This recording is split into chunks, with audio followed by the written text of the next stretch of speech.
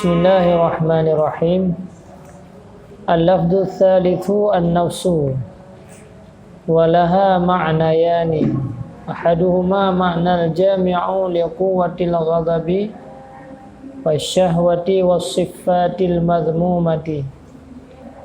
Wa huwal muradu biqaulihi sallallahu alaihi wasallam asyaddu a'daika nafsuka allati baina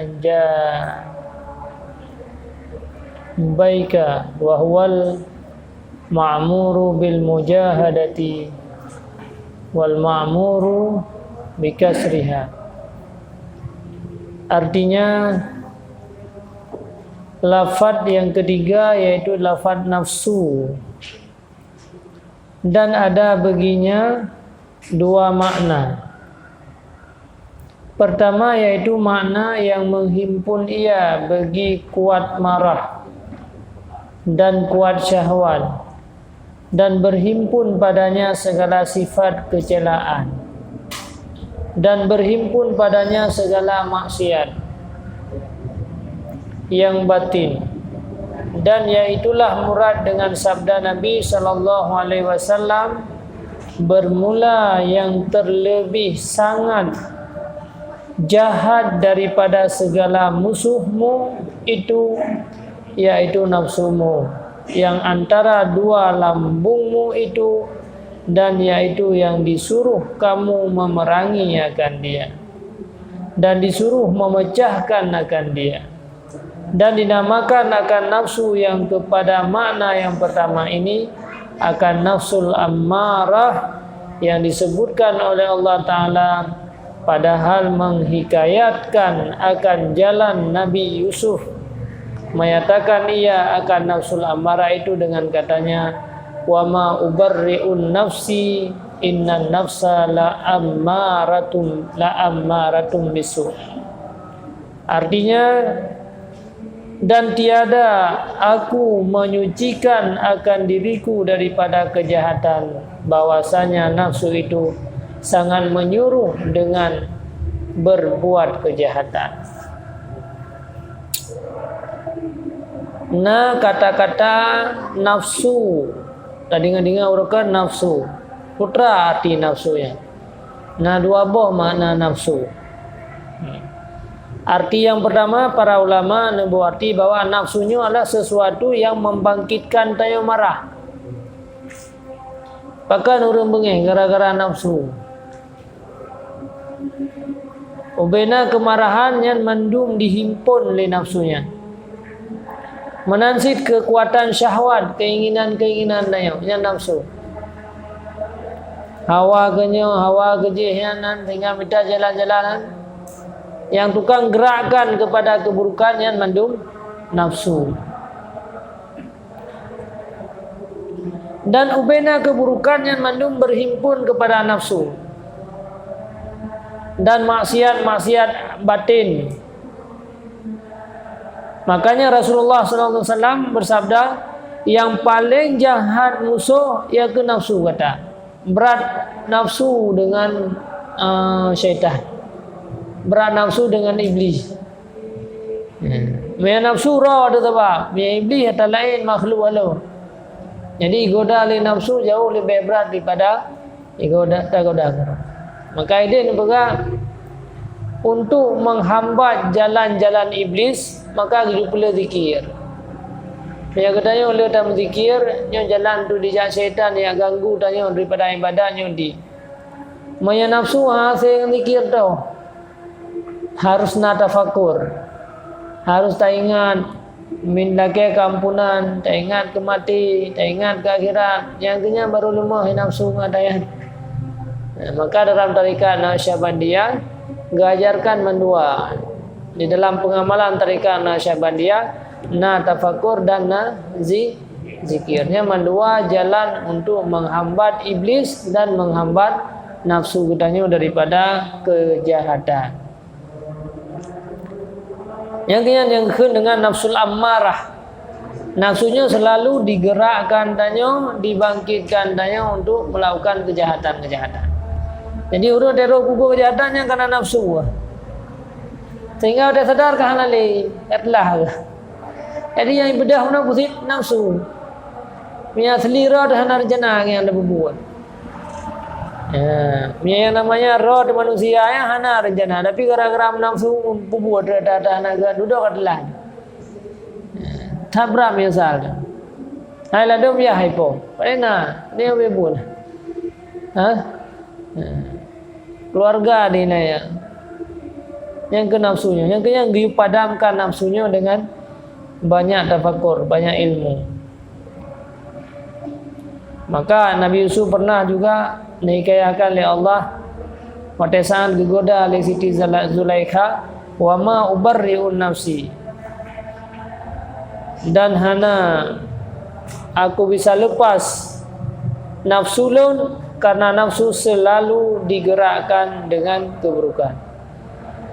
Dan bermula makna yang kedua daripadanya dua buah makna, al-latifatur rabbaniyati allati hiya ihda makna ruhi wal qalbi wan nafsi aidan ma'a lafdil qalbi war ruhi yatluqu ala muradin wahidin wa hiya latifatur rabbaniyah wa hiya haqiqatul insan allati hiya yatamayyazu biha an sa'iril hayawan.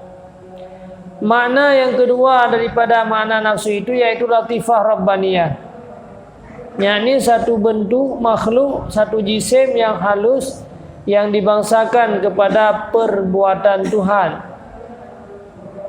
yang yaitu satu makna daripada makna ruh dan makna kalbu. Bermula nafsu ini pula serta lafai kalbu dan lafai ruh itu, yaitu ketiganya ini bahwa diitlakkan atas murad yang satu, yaitu latifah rabbaniyah itu, yakni lafai ketiga itu diistiamalkan oleh ulama ahli sufi atas makna yang satu, yaitu satu jisim yang halus yang tiada serupa bagi segala jisim yang kasar itu, terbuka seperti nur suatu yang zahir itu, padahal tempat terbitnya dalam hati daging sanubari itu, dan mesra ia kepada segala badan, kepada segala anggota, dan yaitulah hakikat roh dan hakikat insan yang dengan dia berbeda manusia daripada segala haiwan yang lain daripada manusia. Nah juga kata-kata nafsunya, an-nafsunya, nah arti yang kedua, nah arti yang pertama nafsu adalah segala kejahatan. Nah arti yang kedua saban lagi makna roh saban lagi makna kalbun, yaitu sabah latifah rabbaniyah, makhluk Allah yang paling halus dalam arti katanya yang selalu pandang dengan Allah. Jadi makna nafsu lagi. Jadi le makna bahasa Arab ini. Kalimat zikr nafsu. Tapi nafsu mana ji sumber kejahatan, bina kejahatan inan mudhimpun. Nafsu yang artinya yaitu arti katanya. Dua buah makna. Dan apabila suci hati itu dengan sebab membanyakkan akan zikir Allah daripada segala syahwat dunia, dan suci ia daripada sifat yang kejahatan yang di dalam batin, dan suci ia daripada segala maksiat yang batin, seperti suci ia daripada ujub dan daripada riya dan daripada takabur dan daripada ghadab dan daripada hasad dan barang sebagainya daripada segala sifat kejahatan yang di dalam hati, maka yaitu dinamakan akan dia nafsul mutmainnah. Dan yaitulah murad dengan firman Allah, ya ayyatuhan nafsul mutmainnah irja'i ila rabbiki radiyatan mardiyah fadkhuli fi ibadi wadkhuli jannati. Wahai nafsu yang mutmainnah, kembalilah engkau kepada Tuhanmu padahal engkau rida akan Tuhanmu, dan rida akan Tuhanmu akan dikau, maka masuk engkau di dalam perhimpunan martabat hambaku yang aku kasih akan dia, dan masuk engkau di dalam syurga serta anbiya dan aulia dan syuhada. Makanya punya nafsu yang bermakna yang kedua, yang nafsu yang good, nafsu yang baik. Jadi apabila orang kan memperbanyakkan zikir, akhirnya nafsu kan suci, bersih. Yang kedua yang diberi oleh Allah, ya ayat Tuhan nafsul mutmain, fitnah. Jadi nafsu keburukan, nafsu yang kuat. Bermula nafsu sebelum sampai ia kepada derajat nafsul mutmainnah ini, baginya ada 2 derajat dengan iktibar segala sifatnya. Pertama dinamakan akan dia nafsul lawamah, dan yaitu murad dengan firman Allah, fala uqsimu bin nafsil lawamah. Artinya maka tiada aku bersumpah, fala uqsim, maka tiada aku bersumpah dengan nafsul lawamah, yakni dengan nafsu yang mencela akan segala perbuatan yang kejahatan, karena adalah sifat orang yang mempunyai nafsul lawamah ini mencela ia akan segala maksiat. Nafsu lawamah tu, nafsu yang mencela perbuatan maksiat. Tetapi belum lagi lepas sekali-kali daripada maksiat. Tayung hana galak ada bubuh maksiat, tapi hai dah denolom nya ke nafsu lawamah. Tayung hana ingin dah bubuh kejahatan, hana ingin tayung tak kegom, hana ingin tayung berje ke sira pemarah, hana ingin tayung je ke sira orang yang menuruti hawa nafsu, hana ingin. Tetapi hai dah denolom matanya. Nyan ke nafsu yang menggerakkan lagi, nyan ke nafsu lawamah.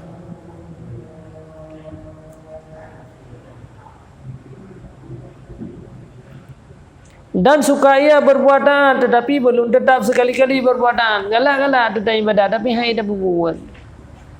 Yang mantana nafsul lawamah bagdayang.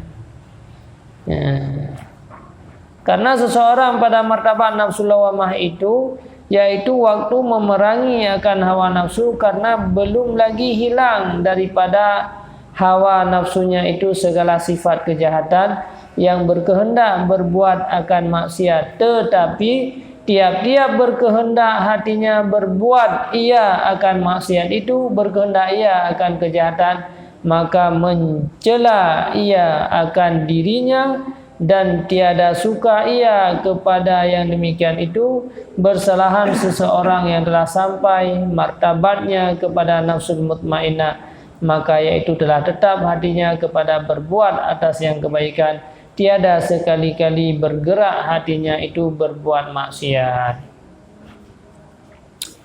Maka tanya, apabila dalam udip hana ingin dah berbuat kejahatan, tapi kejahatannya roh berbuat, hawa dah tahan pada ibadah, tapi hana dah berbuat ada yang nyan berdadu buat tanya mantana nafsu yang jahat, nafsu lawamah.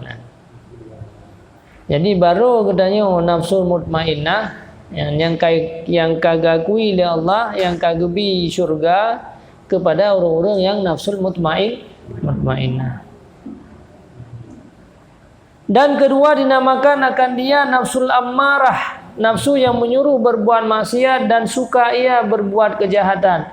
Inilah martabat yang paling bawah sekali martabat nafsu, yaitu sejahat-jahat nafsu, dan yaitulah nafsul ammarah yang tersebut di dalam ayat wa ma ubarri'u nafsi innan nafsa la ammaratum bisu dahulu itu. Dan dari karena inilah bersungguh-sungguhlah disuruh akan seseorang yang berkehendak kemenangan di dalam akhirat itu menyucikan akan hatinya itu daripada nafsul ammarah dengan membanyakkan zikir Allah, dan dengan membanyakkan wirid, dan dengan membanyakkan belajar ilmu tasawuf, dan ilmu tariqat, dan ilmu suluk, dan ilmu yang memberi manfaat supaya lepas ia daripada nafsul ammarah. Maka sampai naik ia kepada martabat lawamah, dan daripada lawamah itu naik ia kepada martabat nafsul mutmainnah. Dan inilah perhinggaan suluk bagi orang yang menjalani tariqat, dan yaitu permulaan makrifah akan Allah Ta'ala dan makrifah yang sebenar-benarnya. Jadi level tingkat manusia. Manusia selalu digerakkan untuk berbuat kejahatan. Nya mantana bagaimana nafsul lawamah. Anak muda buat yang jahat. Bangga gelom senang santai mentang anak masalah tepu bi. Anak sembahyang biasa-biasa mentang hanya ke problem bagi anak sembahyang. Anak ibadah ke anak nangro ke. Anak je ke masalah. Anak je ke masalah. nyan ba urang nyan matang nafsul lawamah. Nafsu yang paling rendah urangnya. Watai kala le tanya dah berzikir, le dah belajar ilmu tasawuf, le dah tamak dalam tarikat, le dah dengar pelajaran, akhirnya tanya benci dia kepada maksiatnya. Nanti ada bubuan. Ingin nanti tak jamaah, tak sembahyang, tak puasa. Tapi kadang-kadang nak tinggal si gaga ya. Nya nafsu dia kai becut kalau wamah, tapi minta hanaga. Tun nama dayan kamu betul-betul istiqamah tetap sampai di atas ibadat dayan hana redle dalam maksiat nyo kenyo yang gakui oleh Allah nafsul mutmain. Nah, yang kenyo yang diberkati Allah nyan ke fadkhuli jannati. Orang yang tamang dalam syurga lo. Dia tingkatan. Mai dia nak tingkat pemantang lawamah, pemantang ini bab beratan nafsul amarah. Ini ukuran roh masing-masing. Beda ke kok mah gerot. Nah. Kiban? Yang ke belajar ilmu tasawuf, tamang dalam ilmu tarikat, perbanyak zikir, alian baru dia pada ujung jihndra ba nafsul mutmain. Nah, okay. Jadi yang mantang tinggal ibadat, mantang berapa tiga gana murup pai demang bu nya kurawai. Nya baru dah sembahyang mereka hana pai rumah ka pokoknya mendalih guru sabe dia. Sembahyangnya mendalih ke manusia. Mendalih ke sibuk. Pemahain jaga jamaah baka sibuk dah lah. Jadi mendalih sibuk. Kan tak tinggal sibuknya untuk ibadat. Nyan mantang lawamah. Telah dia. Yang mantap lawa. Mami hana bermu sama sekali. Yang martabat paling hina. Hina dah mantap martabat ni.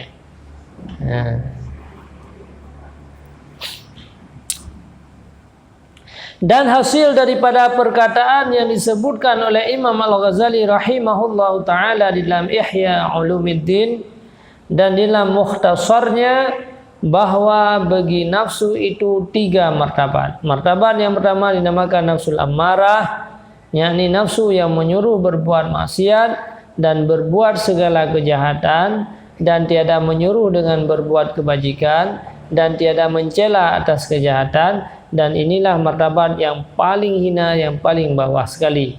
Martabat yang kedua dinamakan nafsul lawamah, yakni nafsu yang mencela atas berbuat kejahatan dan tiada ridha ia atas perbuatan maksiat. Tapi roh-roh buat, tapi dia hana senang hati dia.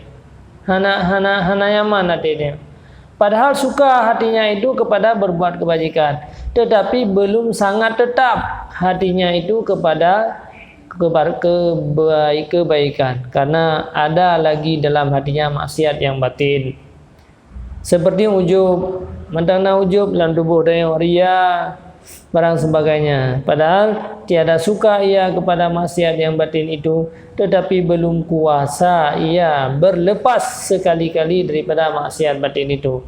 Dan sebab itulah terkadang ia berbuat akan mereka itu maksiat yang zahir, kemudian taubat ia dan mencela ia akan dirinya itu, dan menyesal ia akan dirinya sebab berbuat maksiat, dan lagi ia mencela akan dirinya pada ketika ia taksir daripada berbuat ibadat akan Tuhannya. Yang ia martabat yang kedua, yang tanya mentang le maksiat batin ni. Ingin dah berbuat ibadat tapi hati tetap lah. Tiga godan. Hana kala ada najis bergerak gop tiga semayang ibadat berbuat kebaikan, hana bengeng lah udah mana ke kau hawa ada si udah bagian dia, tapi dia kata dua roh dia tak pegang. Dia tak pegang ote ibadat kabran tu karena alasannya yang tanda mentang 3 adat nafsu lawamah bagi dia.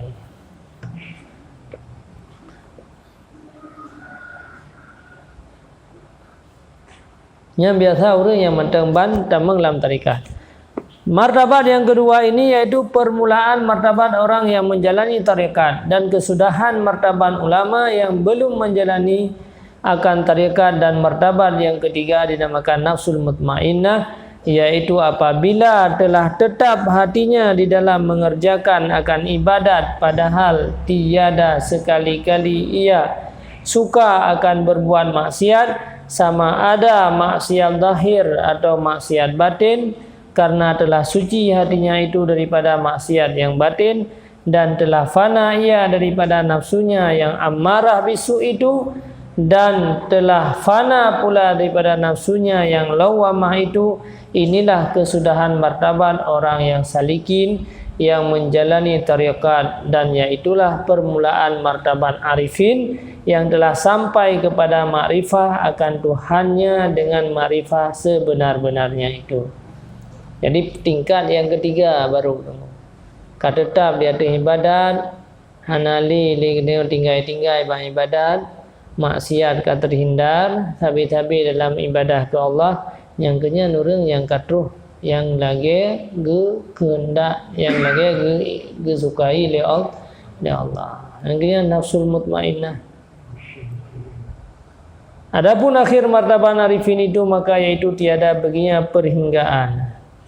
Dan disebutkan oleh Al-Arif Billah Syekh Qasim Al-Halabi di dalam kitabnya yang bernama Siyarus Suluk, bahwasanya nafsu itu 7 martabat. Yang pertama nafsul ammarah namanya, dan yaitu ada baginya 6 perkara. Pertama baginya perjalanan, dan kedua baginya alam, dan ketiga baginya tempat, dan keempat baginya hal, kelima baginya wirid, keenam baginya sifat, ketujuh perjalanan itu kepada Allah Ta'ala, yakni kepada Allah.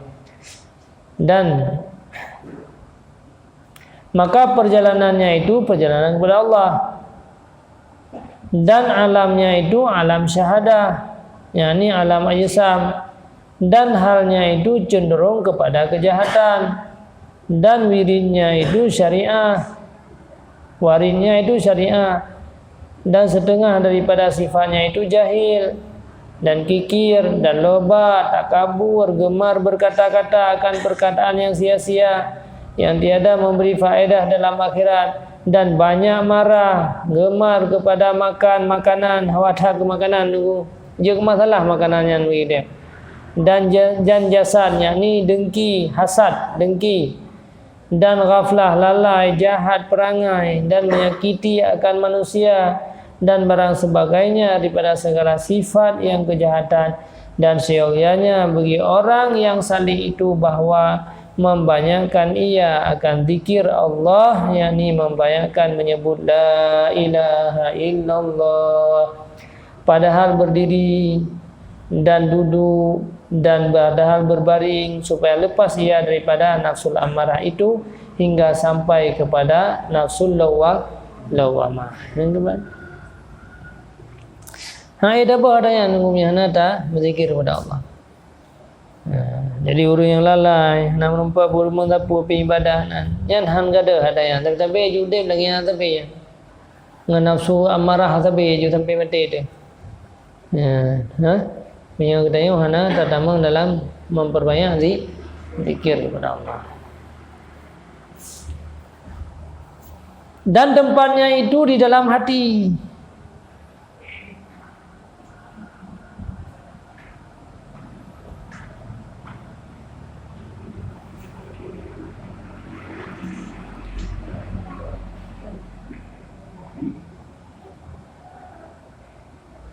Dan martabat yang kedua nafsul lawamah, maka perjalanannya itu yaitu pada Allah Ta'ala, karena Allah dan alamnya yaitu alam barzakh, yakni alam misal, dan tempatnya itu dalam hati, dan halnya itu mahabbah Allah, kasih akan ibadah yang disuruh akan dia oleh Allah, dan waridnya itu ilmu tarikat, dan sifatnya itu laum, yakni mencela akan kejahatan dan menyesal akan dirinya jika taksir daripada berbuat kebajikan, dan banyak pikir dan ujub dari ria, dan banyak i'tirad atas manusia, dan suka ia jadi masyhur kepada orang banyak, dan suka ia jadi penghulu orang, karena lagi tinggal sertanya setengah daripada beberapa sifat nafsul ammarah, tetapi adalah segala sifat ini bahwa melihat ia akan yang benar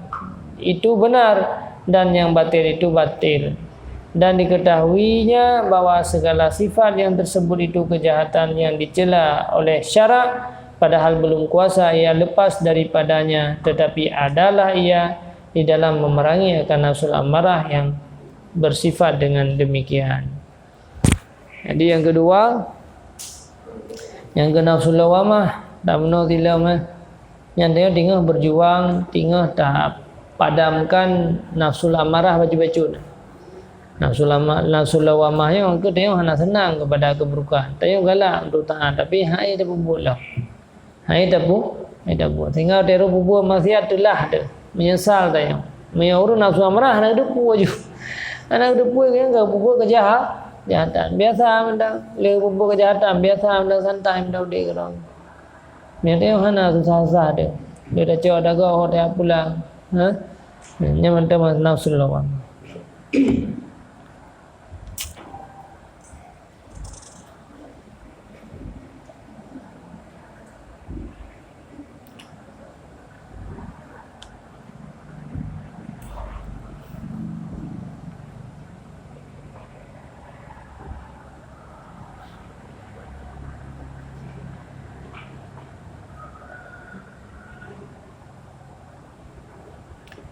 Tetapi bergerak di dalam hatinya suka ia akan dipuji oleh manusia akan dia daripada pihak amalnya, padahal dilawannya akan yang demikian itu, tetapi tiada kuasa ia menghilangkan.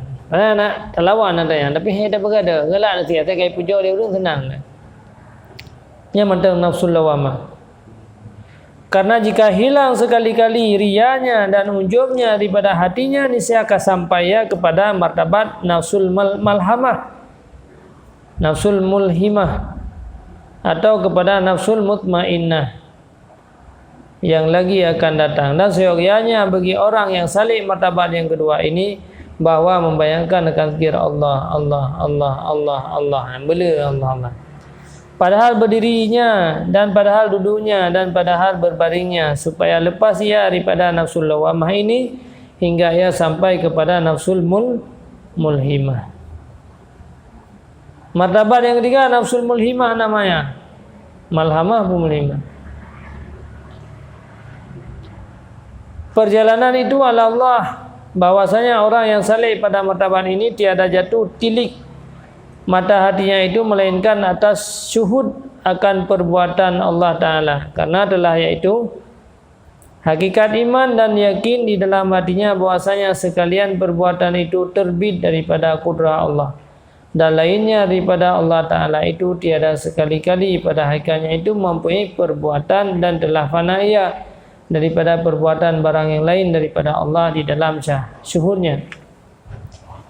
Perbuatan Allah Ta'ala bermula murad dengan fana daripada fana pada martabat ini, yaitu lupa daripada perasaannya dan daripada perbuatannya dan daripada segala panca inderanya, yang gaib ia daripada fananya di dalam syuhudkan akan Allah Ta'ala dan syuhud akan segala perbuatan Allah Ta'ala.